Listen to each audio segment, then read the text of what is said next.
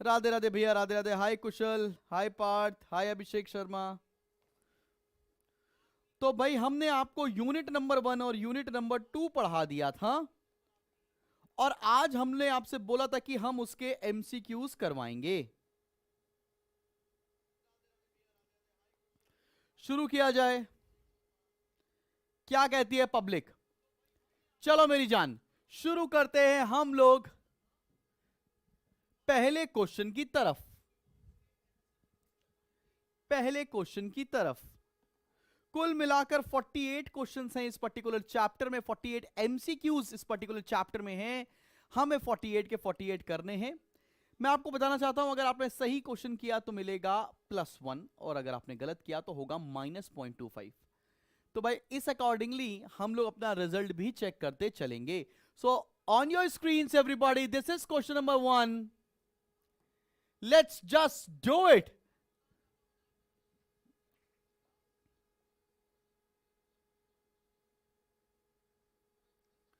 चलो बेटा जी, लिखा economist regard decision making as important. Economist ने बोला डिसीजन मेकिंग काय के लिए जरूरी होता है? The resources required to satisfy our unlimited wants, needs are finite और स्कार्स। बिल्कुल सही बात है, ये तो ट्रू बात है कि हमारे पास जो रिसोर्सेज होते हैं वो लिमिटेड होते हैं। It is crucial to understand how we can best allocate our resource to satisfy society's unlimited wants. Yes, बिल्कुल सही बात है। हमको अवेलेबल रिसोर्सेज को कितने अच्छे तरीके से इस्तेमाल करना चाहिए कि भाई साहब रिसोर्सेज ऑप्टिमली यूटिलाइज हो जाएं। रिसोर्सेज हैव ऑल्टरनेटिव यूजेस, ये भी बात सही। तो इसका आंसर हो जाएगा ऑल ऑफ द अबव। जितने बच्चों ने ये सही किया है, give a +1 for yourself. +1 marks अपने आप को अवॉर्ड कर लो भाई, मजे ही मजे। बहुत बेहतरीन, आपका आंसर आ चुका है। चलो let's just move to question number 2। Students, ये सारे क्वेश्चंस मॉड्यूल के कर रहे हैं हम लोग। फास्ट ट्रैक बैच हो चाहे कुछ भी हो जाए, हम सारा सिलेबस कंप्लीट करेंगे, सारे एमसीक्यूज कंप्लीट करेंगे, पीवाईक्यूज कंप्लीट करेंगे, एमटीपी कंप्लीट करेंगे। तो टेंशन लेने वाली बात नहीं, बहुत अच्छे तरीके से हम लोग सिलेबस कंप्लीट कराएंगे अपना। अब बिजनेस इकोनॉमिक्स क्या है, आपसे डेफिनेशन पूछ लिया भाई साहब। बिजनेस इकोनॉमिक्स क्या है? Abstract and applies the tools of micro economics. Yes, सही बात है भाई, माइक्रो इकोनॉमिक्स के टूल्स इस्तेमाल होते हैं बिजनेस इकोनॉमिक्स के अंदर, बिल्कुल ठीक। Involves practical applications of economic theory in business decision making. Yes, practical application भी होता है। Incorporates tools of multiple disciplines. हाँ जी, कैरेक्टरिस्टिक्स में पढ़ा है। तो इसका आंसर हो जाएगा बोथ बी एंड सी। क्या आंसर होगा बताओ भाई? Involves practical, abstract and applies the tools, both B and C will be correct. A वाले ऑप्शन को तो हम इग्नोर कर सकते हैं, business abstract and applies the tools of micro economics, ये भी आंसर सही होना चाहिए वैसे। 2 का D will be more correct, because ये ऑप्शन और ये ऑप्शन तो पूरा यहां कवर्ड है। अब्स्ट्रैक्ट मतलब होता है अधूरा, and applies the tools of micro economics, ये वाला पोर्शन तो करेक्ट है, लेकिन एब्स्ट्रैक्ट मतलब अधूरा है, तो इसलिए गड़बड़ है ए ऑप्शन। डी ज्यादा सही ऑप्शन है। अगर ऑल ऑफ द अबव इस जगह दिया होता तो शायद हम लोग ऑल ऑफ द अबव पर टिक करते। आ चुका है बेटा जीत खुरमानी, बात समझ में आ रही है सब बच्चा? क्वेश्चन नंबर 2 क्लियर हुआ?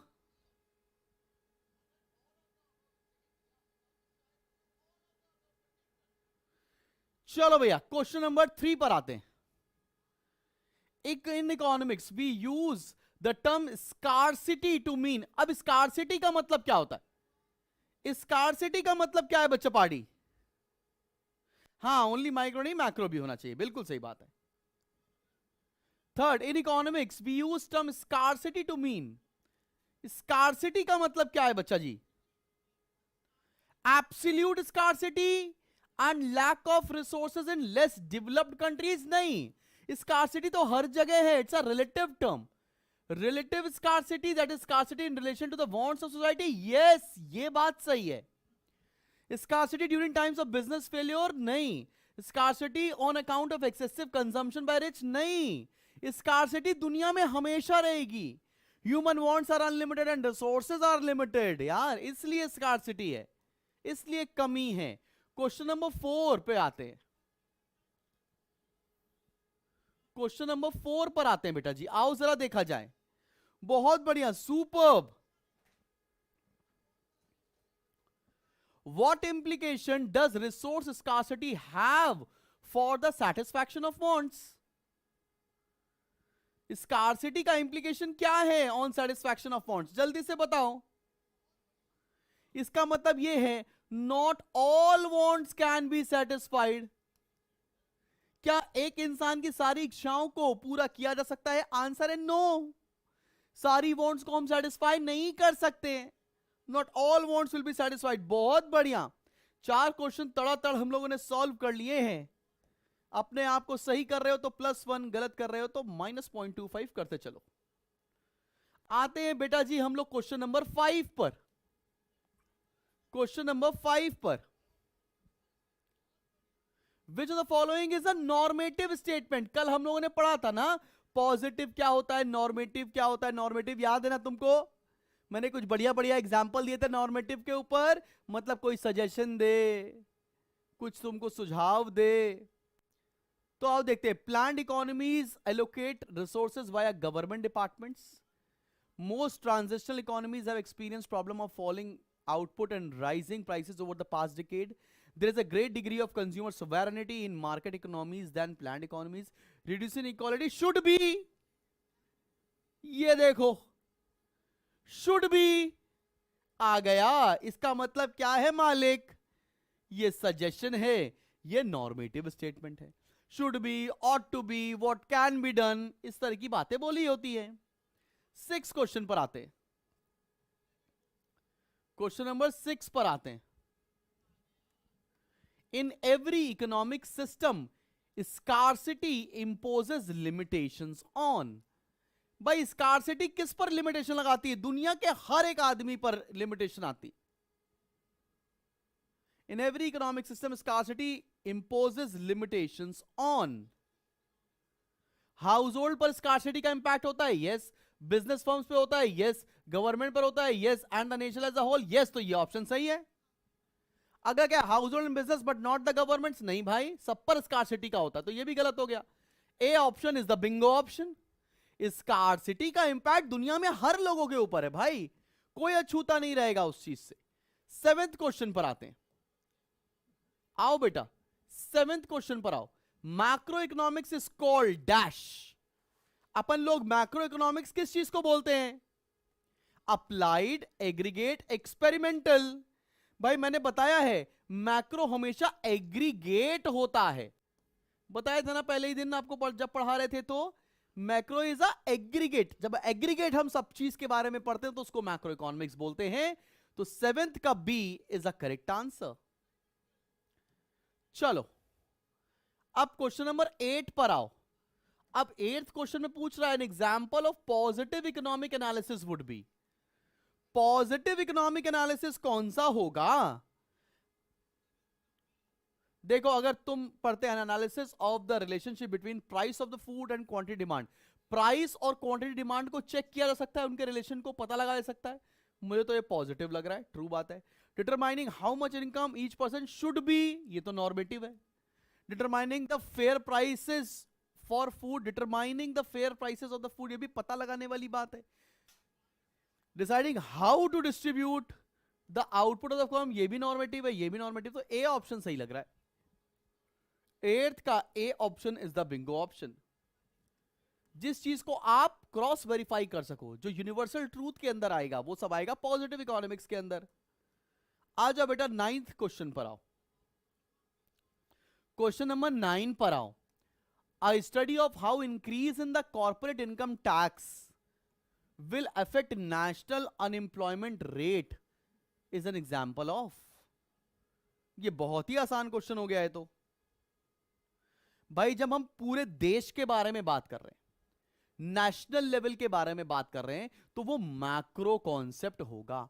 जब हम इंडिविजुअल के बारे में पढ़ेंगे तो वो माइक्रो कॉन्सेप्ट होगा। जब हम सजेशंस के बारे में पढ़ेंगे तो वो नॉर्मेटिव होगा। क्लियर है?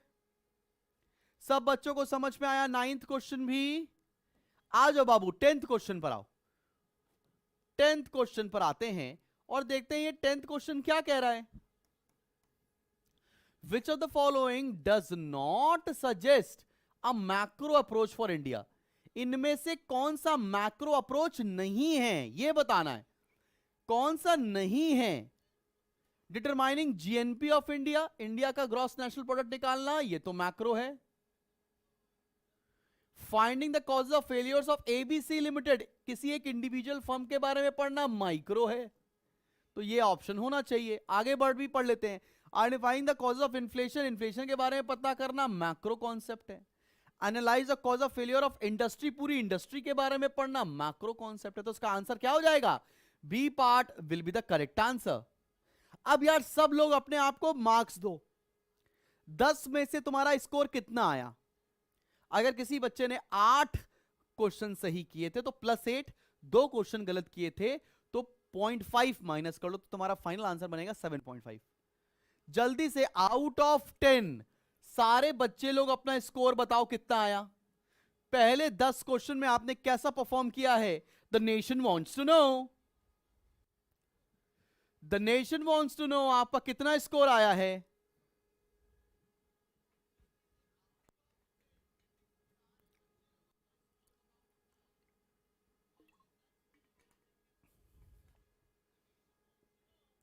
क्या बात है, बच्चे बोले 10 में 10 आ रहा है यार। अगर आपका स्कोर 7 या 7 से ज्यादा है मतलब आप सही डायरेक्शन में हो। हम लोग साथ में थोड़ी मेहनत कर लेंगे तो पहले अटेम्प्ट में जनवरी में पेपर क्लियर कर लेंगे। ठीक है ना भाई। चलो बाबू आगे बढ़ते हैं। 11th क्वेश्चन के ऊपर आते हैं। अब अगले 10 क्वेश्चन देखते हैं कि क्या कह रही है जिंदगी। 11th क्वेश्चन पर आओ। जिनका थोड़ा सा भी कम स्कोर हो गया है कोशिश करो बकअप कर लो अगले 10 क्वेश्चन के अंदर।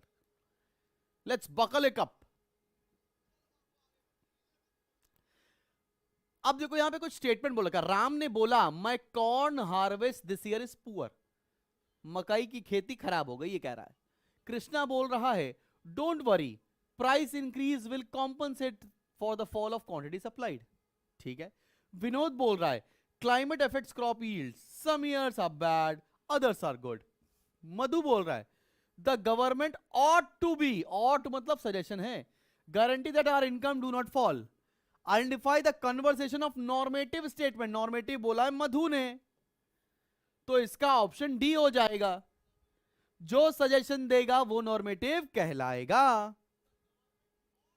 सारे बच्चे बिल्कुल सही सही जवाब दे रहे हैं यार, क्या बात है। इतने बेहतरीन बच्चे मुझे कहां से मिल गए यार, वाह भाई वाह, एकदम मजा ही आ गया यार।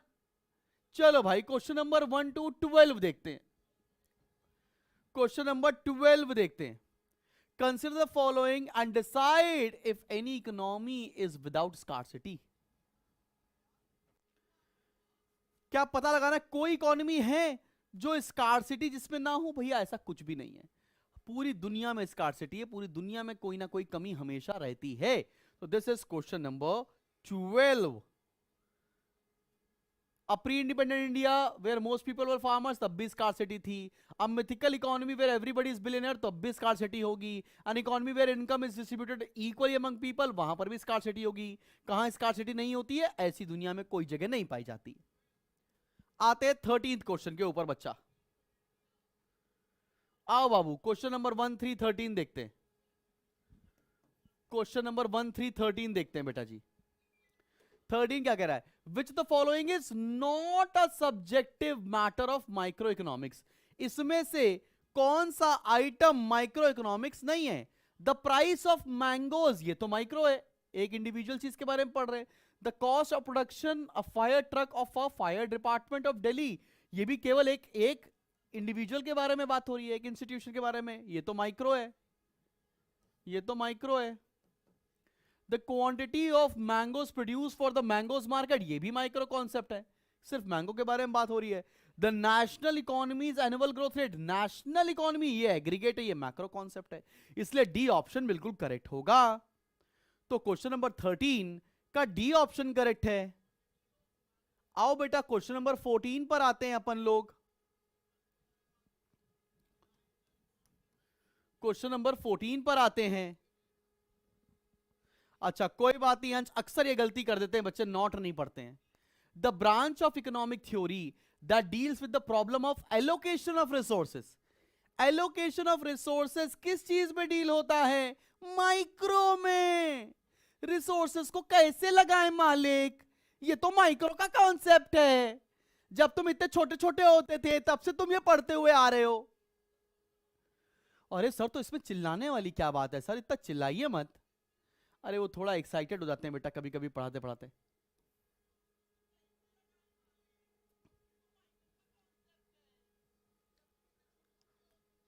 चले भाई 15th क्वेश्चन पर आ जाएं.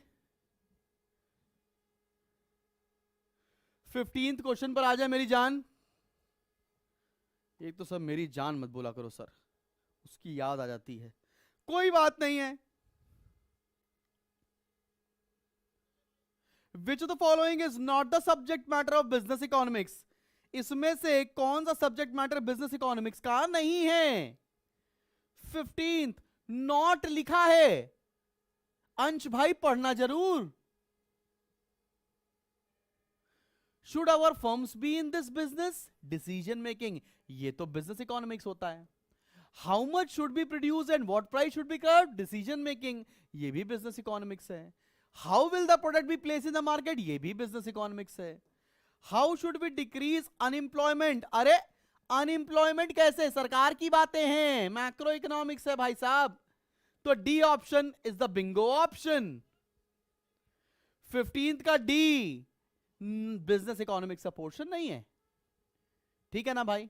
चलो आते हैं 1616 के ऊपर. 1616 के ऊपर 16th क्वेश्चन देखते हैं. Which of the following is a normative economic statement? Normative suggestion, what should be, what ought to be, what can be. Unemployment rate decreases with industrialization. Economy is a social science that studies human behavior. The minimum wages should be. ओहो, इसको तो पकड़ के मार रहे हैं हम लोग. जब जब नॉर्मेटिव स्टेटमेंट आएगा गिरा गिरा के उसको मार देंगे यार. 16th का C option is the bingo answer.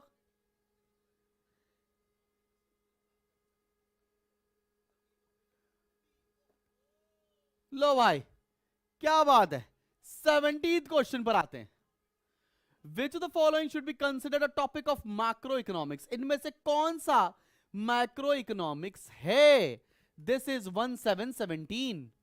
Which of the following would be considered a topic of macroeconomics? चलो भैया पढ़ो पढ़ो. The effect of increase in wages. Wages profitability of a cotton industry, ये तो माइक्रो है because एक industry के बारे में बात हो रही है. The effect on steel prices when more steel is important. Steel भी एक इंडस्ट्री है, micro concept. The effect of an increase in inflation rate. ओहो, इन्फ्लेशन होता है मैक्रो. इन्फ्लेशन होता है macro.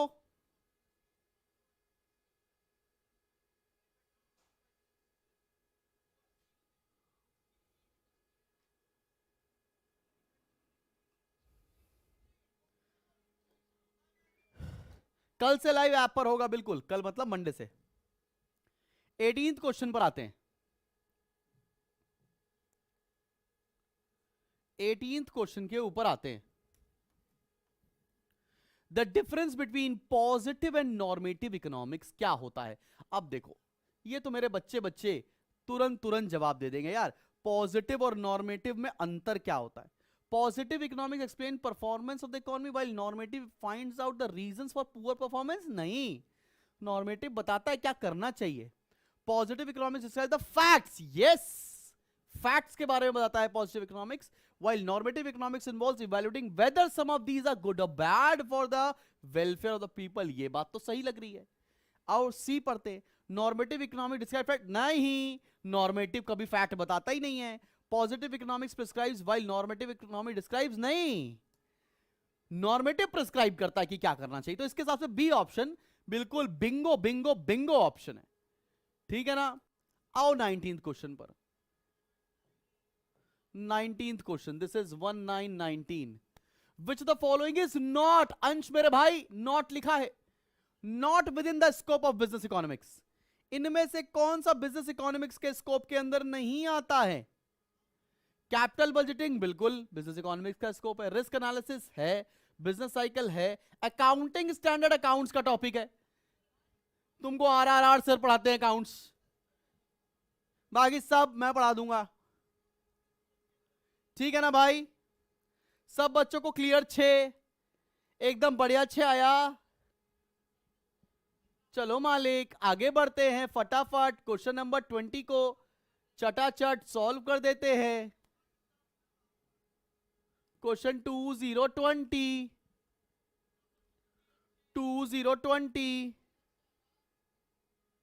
Which of the following statement is incorrect? इसमें से गलत कौन सा है? सही क्या गलत क्या तुम्हें यह पता लगाना है, मुझे क्या पता है, गाना मत गाने लगना भाई। विच of the following statement is incorrect, इसमें से गलत कौन सा है? Business economics is normative in nature. भाई हाँ नॉर्मेटिव बोल सकते हैं बिकॉज उसमें सजेशन देते हैं, बिल्कुल सही बात है, ट्रू है true. Business economics has a close connection with statistics, ये भी बात ठीक है, बिजनेस इकोनॉमिक्स स्टैटिस्टिक्स से बहुत करीब करीब है। Business economics need not worry about macro variables, नहीं they should worry about macro variables, ये फॉल्स है। Business economics also called managerial economics, ये भी बात सही है, ट्रू है ये भी बात। तो इसका C option is the bingo option. अब मेरे को तुम लोग अपना स्कोर 20 में से बताओ कितना आया, पहले के भी 10 और ये भी 10 साथ में जोड़कर बताओ, जल्दी से जल्दी से जल्दी से बताएंगे स्कोर जल्दी से।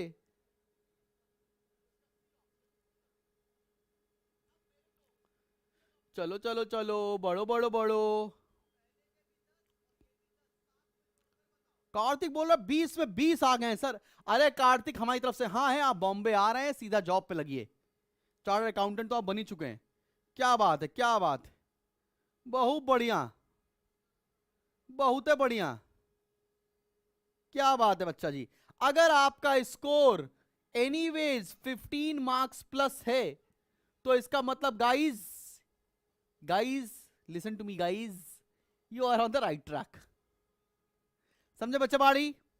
बहुत बढ़िया, क्लियर क्लियर, सुपर सुपर। इतने अच्छे बच्चे कहां से मिल गए, हे भगवान हे ईश्वर, धन्यवाद देता हूं मैं आपको इतने अच्छे बच्चों से मिलवाने के लिए। इतने बढ़िया बढ़िया चार्टर्ड अकाउंटेंट निकलेंगे, सारे बढ़िया बढ़िया लोग हम लोग को हेल्प करते चले जाएंगे जिंदगी में। वाह भाई, चलो 21st क्वेश्चन पर आते हैं। अगले 10 क्वेश्चन आपके कदमों में पेश कर रहे हैं, इरशाद बोलिए Irshad. Economic goods are considered scarce resource because they can not be increase in quantity. Economic goods को स्कार्स क्यों बोलते हैं? They can not be increase in quantity, do not exist in adequate quantity to satisfy the requirements of society. Yes, they do not exist in adequate quantity, इसलिए scarce बोलते हैं। तो B option सही लग रहा है। are of primary importance to satisfying requirements नहीं, are limited to man made goods नहीं, तो बी ऑप्शन सही है इसका। क्या बात है, बहुत बढ़िया, B option is the bingo answer. आते हैं 22nd क्वेश्चन के ऊपर। 22 in a free market economy the allocation of resources is determined by, allocation of resources कौन करता है फ्री मार्केट इकोनॉमी के अंदर?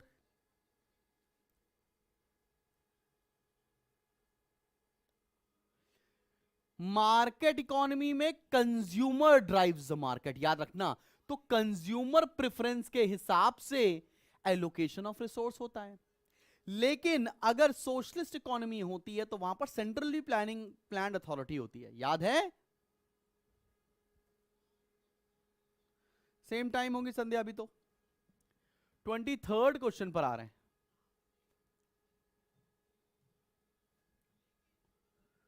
23 a capitalist economy uses dash as a principal means of allocating resources। Capitalist economy जो होती है, जिसको free market economy बोलती है, वो किस चीज को इस्तेमाल करती है?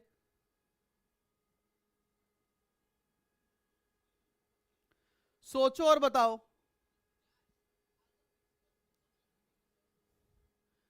डिमांड को यूज करके क्या वो एलोकेट करती है रिसोर्स? सप्लाई को, एफिशिएंसी को? नहीं, वो ये सोचती है कि पैसा कितना लग रहा है, प्राइस कितना लग रहा है।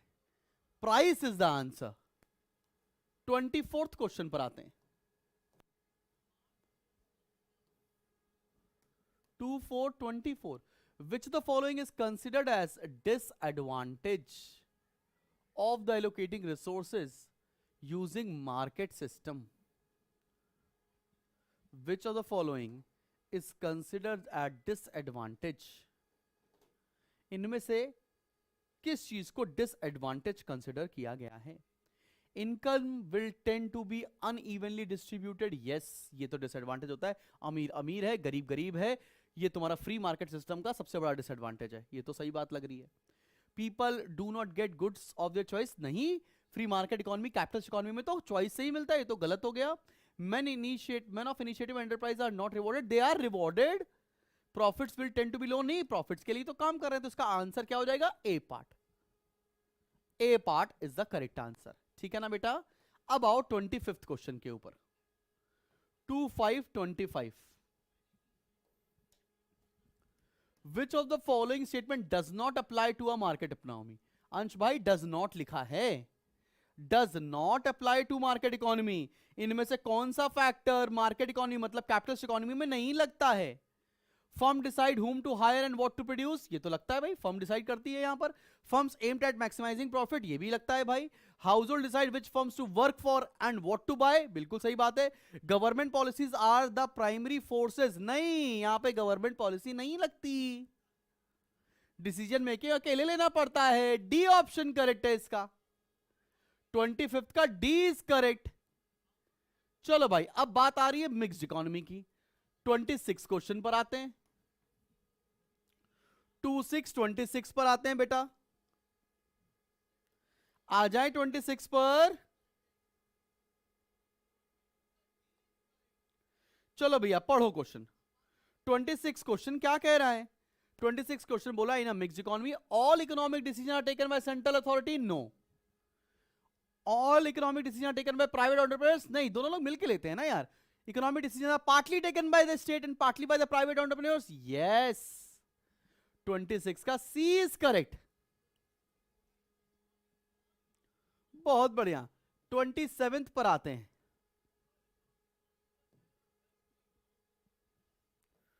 27th पर आते हैं. The central problem in economics is that of. Central problem किसे कहा गया है? Comparing the success command versus market economies. ऐसा तो कुछ सुना ही नहीं है. Guaranteeing the production occurs in the most efficient manner. इसको भी सेंट्रल प्रॉब्लम नहीं कहा गया है. Guaranteeing a minimum level of income. ये भी सेंट्रल प्रॉब्लम नहीं. Allocating scarce resource in such a manner that society's unlimited needs or wants are satisfied in the best possible manner. तो 27th का D option ठीक लग रहा है भाई. तुम लोग बताओ क्या लग रहा है तुम्हें सही? सारी बातें इस पॉइंट में बोली गई हैं. कुछ ऐसे गुड्स बनाओ जिनसे रिसोर्सेस इस तरह से इस्तेमाल हो कि मैक्सिमम लोगों की डिमांड्स को सेटिस्फाई किया जा सके. चलो भैया आगे बढ़ते हैं. 28th पर आते हैं. अब क्या बोल रहा है? Capital intensive technique would be chosen in. Capital intensive technique किस तरह के देश में चूज किया जाएगा भाई? कैपिटल लेबर सरप्लस इकोनॉमी में नहीं, जहां लेबर ज्यादा होगा. नहीं भैया, कहां चूज किया जाएगा? जहां कैपिटल सरप्लस हो, जहां पैसा ज्यादा हो. बात समझ में आ रही है? तो ये तो बहुत ही आसान क्वेश्चन है. ये तो गिफ्ट मिल गया तुमको, गिफ्ट. 28th का बी आंसर सही है. 29th पर आओ.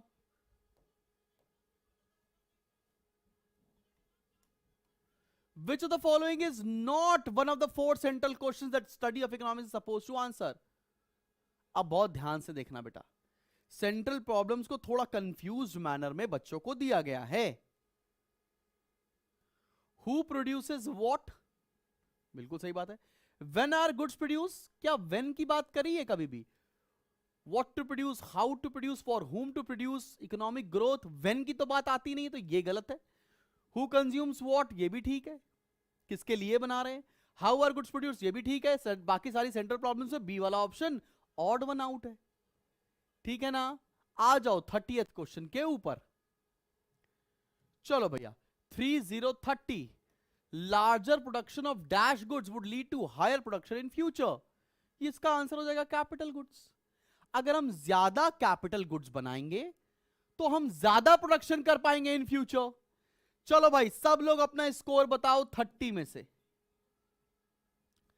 30 में से सब लोग अपना स्कोर बताओ। सब लोग अपना स्कोर 30 में से बताओ भाई, कितने नंबर मिले तुम्हें?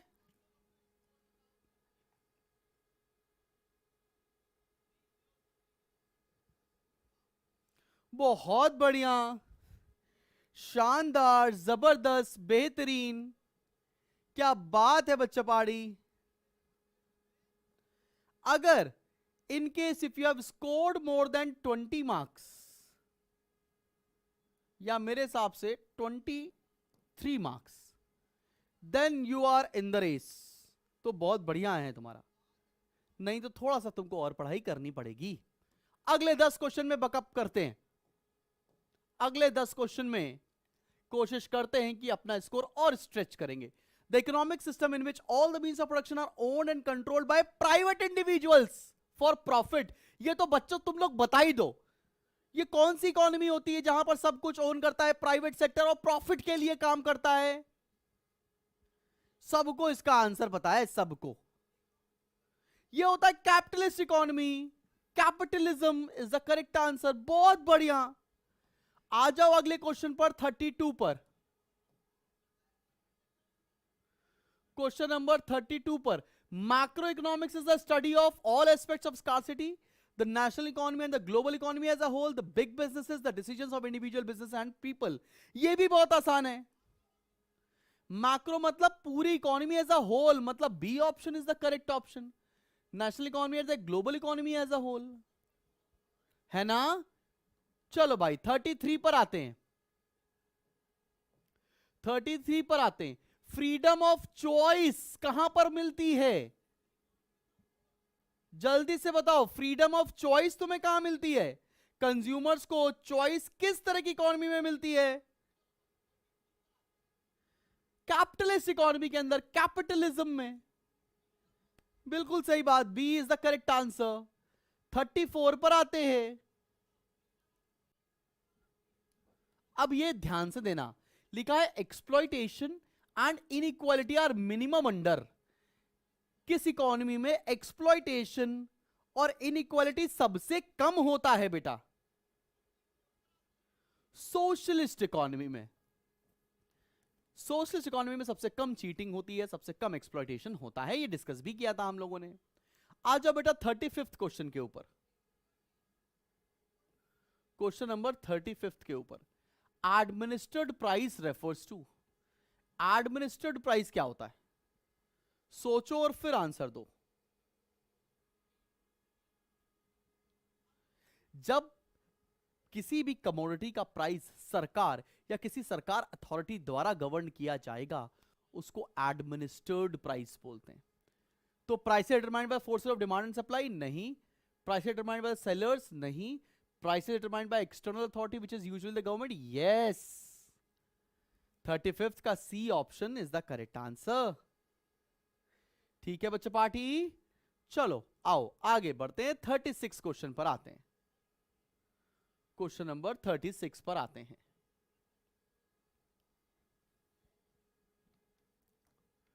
इन economics the central economic problem means. Central economic problem हम किसको बोलते हैं? Output is restricted to the limited availability of resources. Yes, हमारे पास लिमिटेड रिसोर्सेस है जिससे हमारा आउटपुट हमेशा रिस्ट्रिक्टेड होगा। Consumers do not have much money as they wish to, ऐसा मनी से कोई मतलब नहीं है। There will be always certain level of unemployment, इससे भी कोई मतलब नहीं है। Resources are not always allocated in optimum way, हम रिसोर्सेज को अच्छी तरीके से इस्तेमाल भी कर ले, लेकिन हमारे पास रिसोर्सेज लिमिटेड होते हैं। ठीक है, तो A option is the correct option. आ जाओ बेटा 37th के ऊपर। चलो 37th के ऊपर, स्कार्सिटी वाली डेफिनेशन किसने दी थी ये पूछ रहे हैं। इस तरह का क्वेश्चन आपको थोड़ा सा दर्द देगा बेटा। स्कार्सिटी रिलेटेड डेफिनेशन दी है रॉबिन्सन ने, ये बात तुम्हें याद करनी पड़ेगी। और मैं अभी आने वाले क्लासेस के अंदर आपको बताता भी हूं, एक मेरी सीरीज चलती है हु सेड व्हाट, उसमें हम सब बताएंगे आपको। ठीक है ना, रॉबिन्सन ने दी है। आओ 38 science and wealth, science which deals with wealth of nation. Wealth of nation से कौन कनेक्टेड था, ये तो हम लोगों ने डिस्कस किया था। वेल्थ से कनेक्टेड थे एडम स्मिथ। यस, वेल्थ से कनेक्टेड हैं एडम स्मिथ भैया। 39th क्वेश्चन पर आओ। 39th क्वेश्चन पर, विच of the following is not, अंश भाई नॉट लिखा है, one of the feature of capitalist economy. इनमें से कैपिटलिस्ट इकोनॉमी का फीचर कौन सा नहीं है? राइट टू प्राइवेट प्रॉपर्टी, ये तो है feature. Freedom of choice by the consumer, ये तो है feature. No profit no loss motive, अरे ये कहां होता है भाई? कैपिटलिस्ट में तो प्रॉफिट प्रॉफिट ही होता है। तो सी ऑप्शन इज द सही ऑप्शन। 39th का सी सही है। बहुत बढ़िया नेहा, बहुत बढ़िया हर्ष। आ जाओ 40th क्वेश्चन पर आ जाओ। 4040 there is need of economic study because there is a need of economic study। Economic study को करना क्यों जरूरी है यार? the resources are limited, सही बात। the bonds are unlimited, yes। the resources are unlimited, ये तो होता ही नहीं है, मतलब both A and B are correct। क्योंकि रिसोर्सेज अनलिमिटेड है, रिसोर्सेज अनलिमिटेड है, बॉन्ड्स अनलिमिटेड है, इसलिए आपको इकोनॉमिक्स की पढ़ाई करना जरूरी है। अब सब बच्चे अपना स्कोर 40 में से बताओ कितना आया। सब बच्चे अपना स्कोर 40 में से बताएंगे कितना आया। जल्दी जल्दी बता दो। 40 में से कितना नंबर आया? सब बच्चे on your marks, gets it and tell the answer. 38.25 Naved भैया बोले, अरे क्या बात है, बहुत बढ़िया। If somebody has scored 32 plus, तो माय कसम बहुत ही मजा आ जाएगा तुमको। बहुत बढ़िया स्कोर है, 32 से ऊपर इसके आ रहा है। शानदार है, शानदार भाई, बहुत बढ़िया निशा बेटा, बहुत बढ़िया। चलो आगे बढ़ते। अब लास्ट 8 क्वेश्चंस ध्यान से करेंगे, सब खत्म करेंगे। 41st पर आओ। The benefit of economic study is to ensure that all problems will be appropriately tackled. It helps in identifying the problems. It enables to examine a problem in its right perspective. It gives exact solutions to every problem. भाई आप सारी problem को सही perspective से देख पाएं, इसलिए economics को पढ़ता है। इकोनॉमिक्स सॉल्यूशन नहीं देता, लेकिन इकोनॉमिक्स बताता है कि किस प्रॉब्लम को कैसे टैकल करना चाहिए। इट चेंजेस योर पर्सपेक्टिव, इसलिए सी ऑप्शन सही है। 42nd क्वेश्चन पर आते हैं। The managerial economics is applied economics that fills the gap between economics theory and business practice. This is 42 question. हाँ, ये तो पहला ही ऑप्शन सही लग रहा है यार, 42 का यही सही लग रहा है। It's just a theory concept, no. Trains managers how to behave, नहीं। Provide the tools which explains various concept, नहीं। तो ये ऑप्शन सही है इसका, ए बिल्कुल सही जवाब है इसका। 42 का ए इज अ बिंगो आंसर। आओ भाई 43 पर आते हैं।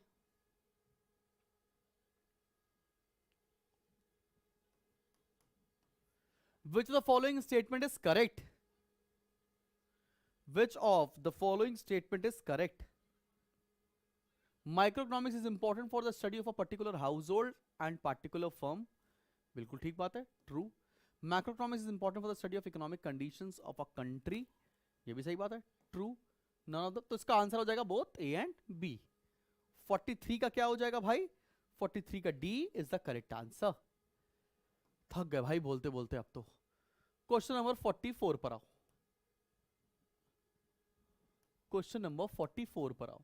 Mr. Satish hired a business consultant to guide him for the growth of his business. The consultant visited his factory and suggested some changes with respect to staff appointment, loan availability, and so on. Which approach is that consultant using?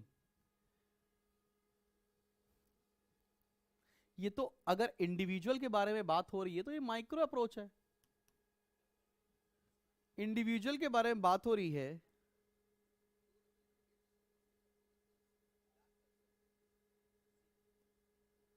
तो micro approach है, सीधा answer. 45th पर आते हैं। Profit motive is the merit of, profit motive तो capitalism में होता है। Profit motive is the merit of capitalism, B option. 46th, dash is also called a command economy. Command economy किसको बोलते हैं? ये सोशलिस्ट को बोलते हैं, बिकॉज इसको गवर्नमेंट कमांड करती है। कमांड इकोनॉमी सोशलिस्ट इकोनॉमी को बोला जाता है। ठीक है बेटा, चलो 47th पर आओ। Which the following statement is are correct regarding business economics, इनमें से कौन सी सही है? This is question number 47। Business economics attempts to indicate how business policies are firmly rooted in the economic principles, सही बात है, करेक्ट है। Business economics uses microeconomics analysis of the business unit and macroeconomic analysis of the business environment. Yes. Business economics takes a pragmatic approach, मतलब practical approach towards facilitating and integrating between the economic theory and business practice. बिल्कुल सही बात है। इसका मतलब इसका answer तो सबसे आसान है, all of the above. So this was question number 47. आओ भैया last question, 48th question. Last question, question number 48. Unlimited ends and limited means together present the problem of, आय हाय कितना आसान क्वेश्चन।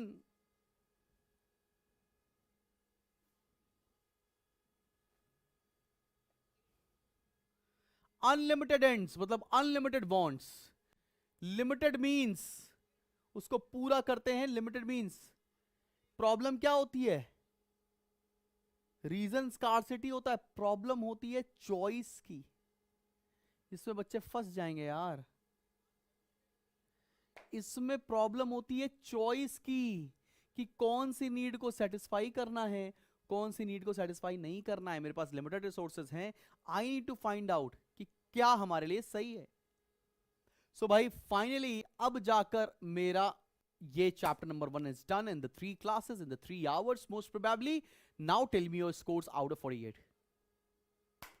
चलो सब बच्चे 48 में से अपना स्कोर बताओ। If anybody has scored more than 38 in this, you are god level. बहुत अच्छी प्रिपरेशन चल रही है तुम्हारी और मजा आ जाएगी, believe me. In case if you have scored 38 plus, you are there in the market.